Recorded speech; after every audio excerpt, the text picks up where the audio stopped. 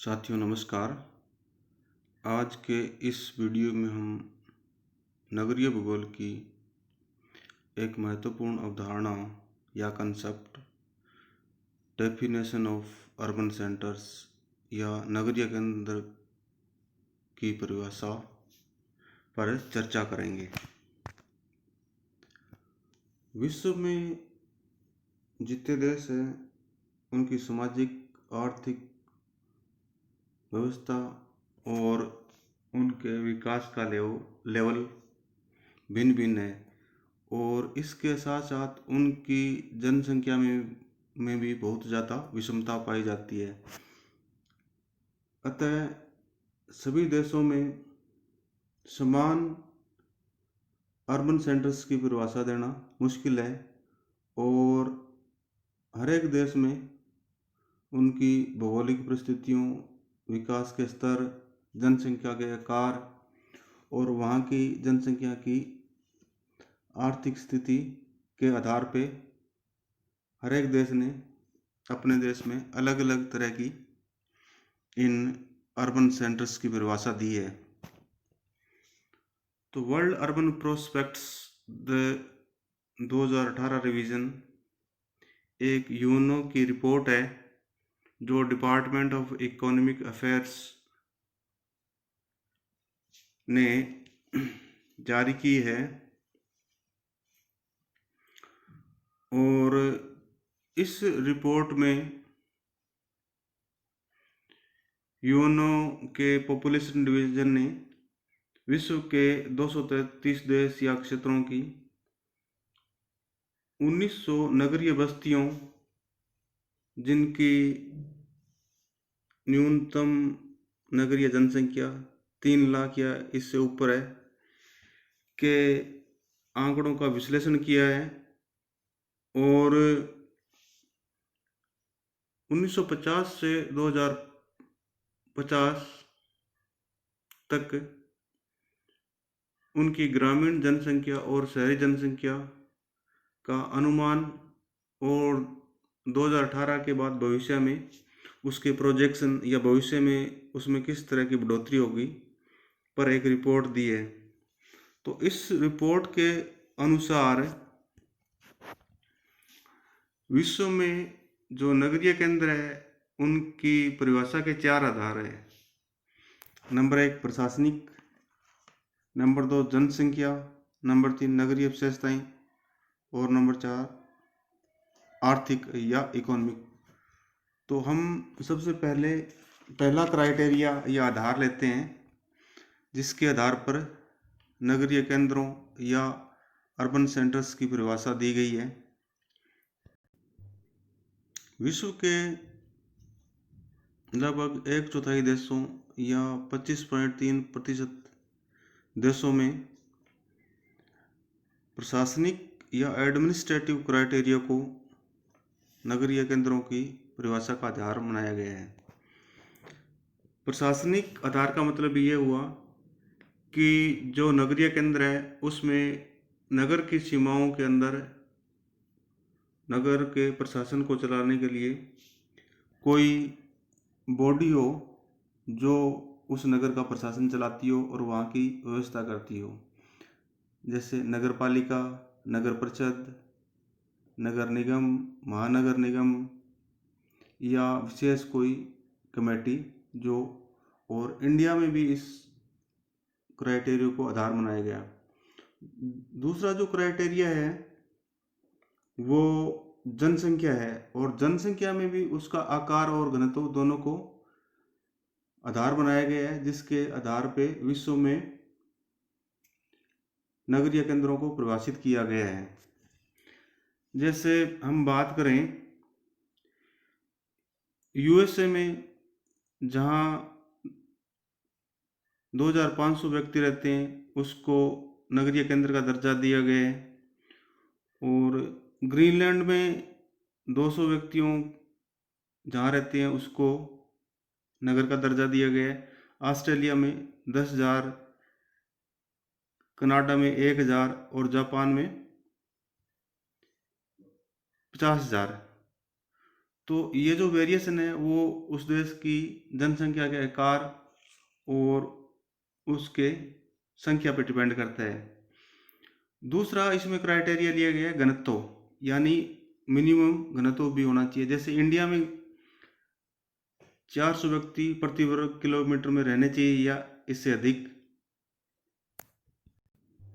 Cambodia में नगरीय केंद्रों का जो घनत्व है वो कम से कम 200 व्यक्ति प्रति वर्ग किलोमीटर होना चाहिए या इससे अधिक होना चाहिए।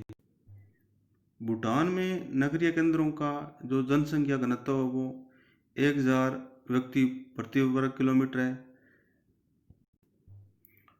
तीसरा जो आधार है वो है नगरीय विशेषताएं, यानी जो नगरीय केंद्र है उसमें कुछ ऐसी सुविधाएं होनी चाहिए जैसे रोड्स हो, स्ट्रीट लाइट हो, वाटर सप्लाई हो, सैनिटेशन की व्यवस्था हो या मेडिकल फैसिलिटी हो, स्कूल हो या चर्च हो या गिरजाघर हो, इस तरह की सुविधा होनी चाहिए। और जिन क्षेत्रों में ये सुविधा है उनको उन देशों ने नगरीय केंद्र माना है। और नंबर 4 जो क्राइटेरिया है वो आर्थिक, यानी उन क्षेत्रों में रहने वाली जो जनसंख्या है उनकी आर्थिक गतिविधियां हैं वो गैर कृषि क्षेत्र से संबंधित होनी चाहिए। जैसे भूटान में बात करें तो भूटान में ये क्राइटेरिया है कि वो क्षेत्र जहाँ 50% लोग या उससे अधिक लोग गैर कृषि कार्यों में लगे हों। जापान में दूसरी तरफ ये है कि वहाँ 60% लोग अपनी आजीविका व्यापार वाणिज्य द्वारा अर्जित करते हों। आर्मीनिया देश में सिर्फ इस बात का ही उल्लेख किया गया है कि उन क्षेत्रों की अधिकतर जनसंख्या वो गैर कृषि कार्यों में संलग्न हो। इस तरह ये जो 4 क्राइटेरिया है उसके आधार पे विश्व की जनसंख्या को नगरीय केंद्रों में परिभाषित किया है। इसके अलावा इस रिपोर्ट में ये भी बताया गया है कि 12 देश या क्षेत्र ऐसे हैं जिनमें कोई नगरीय परिभाषा नहीं है या उसमें अर्बन सेंटर्स नहीं है, और 12 ऐसे क्षेत्र या देश है वो पूर्णतः नगरीय है। उसमें जैसे मकाऊ है, कुवैत है, सिंगापुर है, हांगकांग है, रीयूनियन, ये जो देश है वो 100% अर्बन है, यानी इसमें कोई ग्रामीण क्षेत्र नहीं है। अब हम भारत में नगरीय केंद्रों की परिभाषा पर चर्चा करेंगे। तो भारत में जो नगरीय केंद्र है या अर्बन सेंटर्स है उसकी परिभाषा यहाँ का जनगणना विभाग या डिपार्टमेंट ऑफ सेंसस तय करता है। और 2011 की जो सेंसस है उसमें जो नगरीय केंद्रों की परिभाषा दी गई है वो इस तरह दी गई है। एक तो इसमें वैधानिक नगर है और दूसरा है जनसंख्या नगर या सेंसस टाउन बोल। जो वैधानिक नगर है वे क्षेत्र जहाँ पे ऐसी प्रशासनिक इकाई हो जो उस क्षेत्र की व्यवस्था करती हो, जैसे उस क्षेत्र में नगर पालिका हो, नगर परिषद हो, नगर निगम हो, महानगर निगम हो या नगर विकास न्यास हो या कंटोनमेंट बोर्ड हो या नोटिफाइड टाउन एरिया कमेटी हो। यानी ये जो प्रशासनिक संस्थाएं हैं वो उस क्षेत्र में प्रबंध करती है नगरीय सुविधाओं का। और अगर हम राजस्थान में बात करें तो राजस्थान में नगर पालिका है, नगर परिषद है और नगर निगम है। नगर निगम जयपुर, कोटा और जोधपुर में है और यहाँ पे 2-2 नगर निगम है। और दूसरा क्या है कि सरकार को ये अधिकार है, राज्य सरकार, केंद्र सरकार या यूनियन टेरिटरीज को, कि वो किसी क्षेत्र को नोटिफाइड करके उसको अर्बन एरिया या अर्बन सेंटर घोषित कर सकती है। तो इस तरह के जो एरिया होते हैं जहाँ पे या तो कोई प्रशासनिक इकाई हो या सरकार नोटिफाइड द्वारा उस एरिया को अर्बन सेंटर घोषित कर दे, तो उनको वैधानिक नगर या स्टेट्यूटरी टाउन्स कहते हैं। और दूसरा जो क्राइटेरिया है वो है सेंसस टाउन, यानी वे क्षेत्र जहाँ पे ये 3 क्राइटेरिया पूर्ण होते हो। नंबर 1, वहाँ की जनसंख्या 5000 या इससे अधिक हो, यह नहीं है, या है 5000 या इससे अधिक हो। दूसरा, उस जगह 75% पुरुष कार्यकारी जनसंख्या गैर कृषि कार्यों में संलग्न हो, यानी कि वो जो क्षेत्र है उसकी 75% मेल वर्किंग पॉपुलेशन है वो गैर कृषि कार्यों में संलग्न हो। और तीसरा क्राइटेरिया ये है कि उस जगह का जो पॉपुलेशन डेंसिटी है वो 400 व्यक्ति प्रति वर्ग किलोमीटर हो या इससे अधिक हो। तो इस तरह के जो अर्बन सेंटर्स होंगे उनको सेंसस टाउन बोलते हैं। इस तरह भारत में जो क्राइटेरिया अपनाए गए हैं उसमें एक तो प्रशासनिक है, एडमिनिस्ट्रेटिव है, दूसरा जनसंख्या है, जनसंख्या का आकार या घनत्व दोनों को लिया गया है, और तीसरा जो क्राइटेरिया है वो आर्थिक है या इकोनॉमिक है, यानी उसमें ये बताया गया है कि 75% या इससे अधिक पुरुष कार्यकारी जनसंख्या वो गैर कृषि कार्यों में संलग्न हो। तो इस तरह जो भारत में अर्बन एरियाज की परिभाषा है उसमें एक तो प्रशासनिक क्राइटेरिया लिया गया है, एक जनसंख्या का आकार और घनत्व लिया गया है, और तीसरा आर्थिक लिया गया है। अब हम विश्व में कुछ देशों की अर्बन सेंटर्स की क्या परिभाषा दी गई है उस पर पहले हम जापान में अर्बन सेंटर्स की क्या परिभाषा है उस पर चर्चा करते हैं। तो जापान में जो अर्बन सेंटर्स होते हैं उनको सी बोलते हैं, SHIC। और सी में क्या कि म्यूनिसिपैलिटी होती है और उसकी 3 कंडीशन है। अगर वो 3 कंडीशन सेटिस्फाइड करती है तो वो अर्बन सेंटर्स के कैटेगरी में आएंगे। नंबर 1 कंडीशन ये है कि वहाँ पे 50,000 या इससे अधिक जनसंख्या निवास करती हो। नंबर 2 ये है कि जो एरिया होगा उसके निर्मित क्षेत्र में 60% घर हों।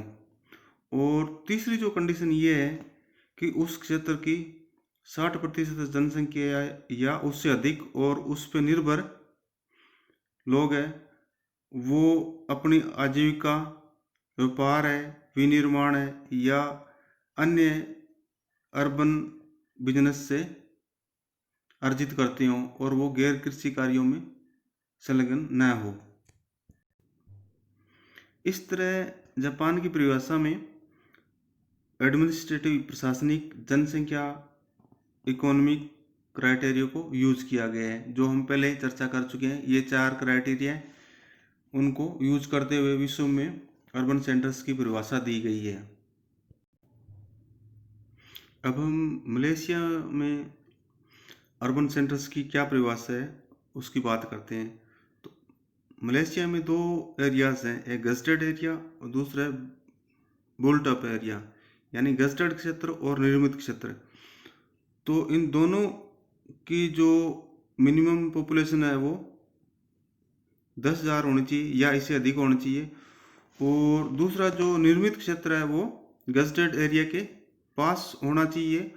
और जो निर्मित क्षेत्र है या बिल्ट अप एरिया है उसमें कम से कम 60% पॉपुलेशन है वो 10 वर्ष या इससे अधिक की होनी चाहिए और वो गैर कृषि कार्यों में संलग्न होनी चाहिए।